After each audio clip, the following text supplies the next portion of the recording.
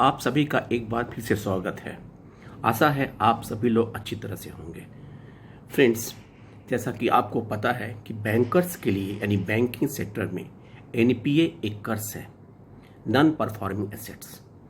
और non performing assets ज़्यादा होने की वजह से ही पब्लिक सेक्टर बैंक की इफ़िशियंसी पे हमेशा प्रश्न चिन्ह लगता है कि पब्लिक सेक्टर बैंक में एनपीए ज़्यादा है और इनकी इफ़िशियंसी ठीक नहीं है। और इन सब बातों को ध्यान रखते हुए ही हमारी गवर्नमेंट कहती है कि हमें कैपिटल बार बार इन्फ्यूज़ करना पड़ता है, और कैपिटल इन्फ्यूज़ न करने के कारण रोकने की वजह से ही प्राइवेटाइजेशन का रास्ता चुन रहे हैं। हालांकि ये बातें इसलिए भी कहना ज़रूरी है कि केवल नॉन परफॉर्मिंग एसेट्स के लिए बैंकिंग सिस्टम या बैंकर्स ही दोषी नहीं है, उसके लिए हमारे पॉलिटिशियंस और हमारे देश की जो भी आर्थिक व्यवस्था का ताना बाना बुना गया है वो भी जिम्मेदार है। अभी एक एसोचैम और क्रिसिल ने एक अपना रिपोर्ट सबमिट किया है। उसके हिसाब से मार्च 22 तक 10 लाख करोड़ का एनपीए होना एक्सपेक्ट किया जा रहा है, पब्लिक सेक्टर बैंक और प्राइवेट सेक्टर बैंक दोनों को मिला के। यानी कि gross NPA of the bank could cross ₹10 lakh crore by fiscal and. एक सोचिम और क्रिसिल के एक रिपोर्ट में ऐसा अनुमान लगाया गया है।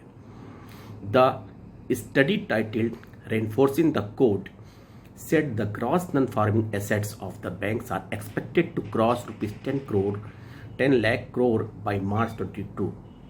The current asset quality stress cycle will be different than that witnessed a few years back. NPA then came primarily from bigger, chunkier accounts.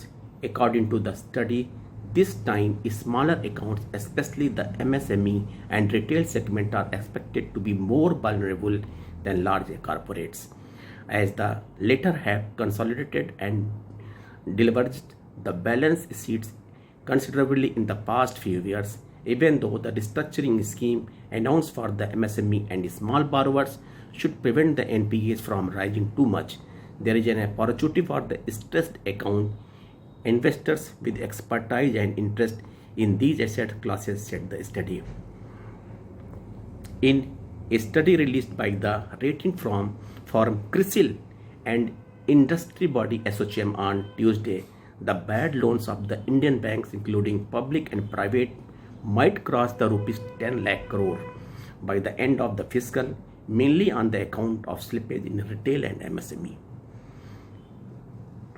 Friends, यहाँ पे ये कहना होगा कि जब हम बार बार कहते थे कि हमारा एनपीए कॉरपोरेट्स की वजह से बढ़ता है, स्मॉलर लोन्स, रिटेलर लोन्स और एमएसएमई की वजह से नहीं, लेकिन पिछले कोविड में इम्पैक्ट में जो भी हमने रिस्ट्रक्चरिंग किया, जो भी हमने पैकेज दिया, इन सब के पीछे सबसे एमएसएमई सेक्टर और रिटेल सेक्टर में एनपीए बढ़ने की ज़्यादा उम्मीद है। हालांकि अभी एक स्टेटमेंट में आरबीआई के गवर्नर ने कहा था कि banks NPA stable in June quarter look manageable, IBC needs improvement. यानी कि हमारा जो जून क्वार्टर का रिपोर्ट आया है एनपीए का, वो हम इजीली मैनेज कर लेंगे, क्योंकि उसमें जो इंक्रीज वो 7.5 to 8.5 के बीच में हो सकता है। लेकिन उन्होंने ये कहा था कि जो इंडियन बैंक्रप्सी कोड है, जिससे रिकवरी के चांसेस बड़े अकाउंट्स के होते हैं, उसमें सुधार किया जा सकता है। There is a lot of scopes and need to improve the IBC. कारण है कि इसमें समय का लगना, हेयर कट, जिसकी वजह से कि हम औने पौने दाम पे हम सेटलमेंट कर रहे हैं और सेटलमेंट से हमें लॉस हो रहा है। और उन्होंने ये भी कहा कि अगर इसमें कोई लीगल अमेंडमेंट हो सकता है तो वो भी करना चाहिए, जिसकी आवश्यकता है, ताकि हम एनसीएलटी पे एक तरह से हम रिस्ट्रिक्शन अथवा कह सकते हैं कि प्रिवेंटिव मेजर्स अडॉप्ट कर सकें, जिससे कि हमारे रिकवरी की प्रोसेस बढ़ सके। एनपीए के साथ साथ हम जब बैंक प्राइवेटाइजेशन की बात करते हैं तो हम ये भी कहते हैं कि हमारी इफ़िशियंसी यानी पब्लिक सेक्टर बैंक की इफ़िशियंसी नहीं है in comparison to the private sector. लेकिन एक आंकड़े के मुताबिक हम ये देखें कि टोटल कस्टमर बेस कितना है बैंक का और उनके कंप्लेंट्स कितने हैं, and what is the percentage of complaints. Kotak Mahindra bank, जिनका टोटल कस्टमर बेस है 27 lakhs और टोटल नंबर ऑफ कंप्लेंट्स हैं 9208 एंड द कस्टमर परसेंटेज है कंप्लेंट पर लैख कस्टमर परसेंटेज है 341.04%। HDFC बैंक, जिसका कस्टमर बेस है 400 lakhs कस्टमर और उनका कंप्लेंट है 29,276, that is the 73.19%। ICICI bank 370 lakhs का जो बेस कस्टमर है उनमें कंप्लेन है 23,245 और परसेंटेज है 62.82%। Axis bank likewise 20.50%।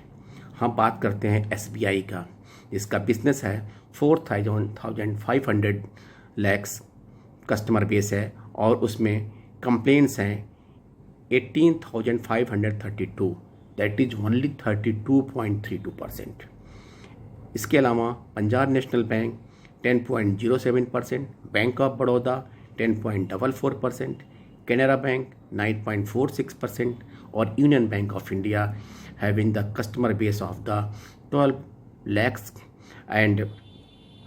1200 lakhs and customer and complaints 7,983, that covering the 6.65%।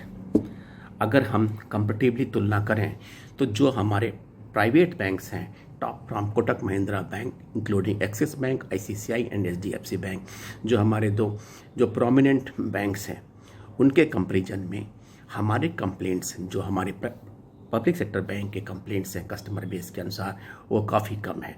यानी कि स्टेट बैंक के साथ साथ जितने भी प्रोमिनेंट बैंक हैं, Punjab national bank, bank of Baroda and union bank of India, सबका कंप्लेंट का जो परसेंटेज है ओवरऑल कम है।